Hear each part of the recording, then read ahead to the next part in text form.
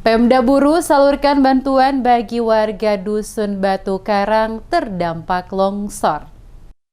Penjabat Bupati Buru Jalaluddin Salangpesi membagikan bantuan kepada 30 kepala keluarga warga di Dusun Batu Karang, Desa Nafrua, Kecamatan Lolongguba yang tertimpa musibah longsor pada Rabu 21 September sore. Bantuan melalui Dinas Sosial Kabupaten Buru diberikan secara simbolis oleh penjabat Bupati kepada Kepala Dusun Batu Karang Elias Behuku di ruang rapat kantor Bupati pada Kamis 22 September.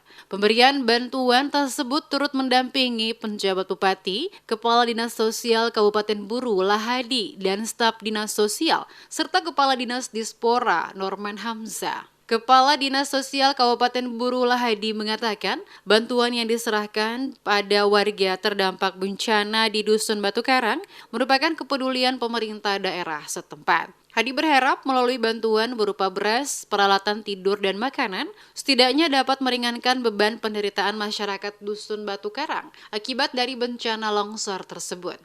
Ini salah satu wujud kepedulian pemerintah daerah melalui Dinas Sosial, khususnya hari ini kepada warga saudara kami di Dusun Batu Karang.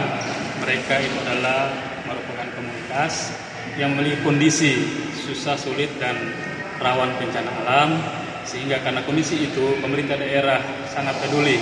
Tadi melalui Pak Bupati sudah memberikan cara simbolis berupa beras, ada sarini, ada tikar, juga makanan siap saji, dengan harapan bantuan ini dapat memulihkan kondisi mereka yang saat ini mereka alami.